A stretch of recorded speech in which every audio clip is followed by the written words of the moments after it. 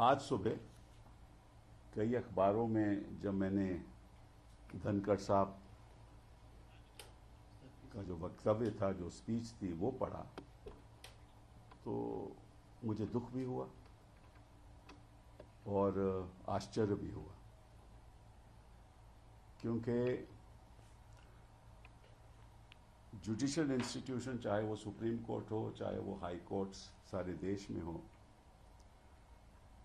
उनके ऊपर आज के दिन भी अगर किसी संस्था पे विश्वास है तो जुडिशरी पे है।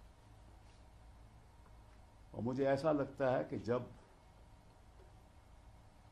कुछ सरकार के लोगों को जुडिशरी के निर्णय पसंद नहीं आते तो फिर वो आरोप लगाना शुरू कर देते हैं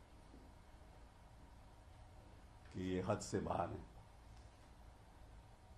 और जब उनको पसंद आते हैं तो फिर विपक्ष को कहते हैं ये तो सुप्रीम कोर्ट ने फैसला किया। कोई सवाल उठाए 370 पे तो ये तो सुप्रीम कोर्ट का फैसला था। राम जन्मभूमि की जजमेंट पे सवाल आए तो ये तो सुप्रीम कोर्ट का फैसला था, ये तो सुप्रीम कोर्ट का फैसला था।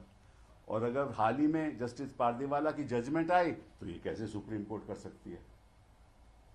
मतलब जो आपको जजमेंट सही नहीं लगे, आपके सोच के अनुसार नहीं हो, तो वो तो गलत है, और जो आपके सोच के अनुसार है वो ठीक है।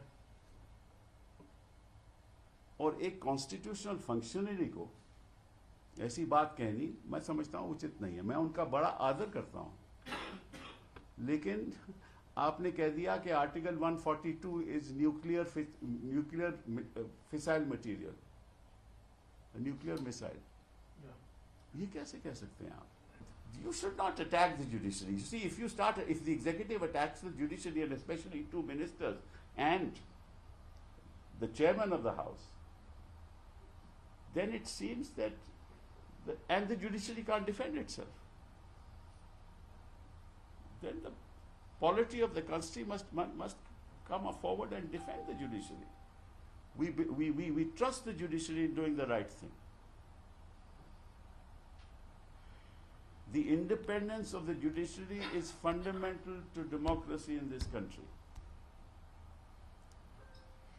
Without that, all our rights are in danger, as they already are.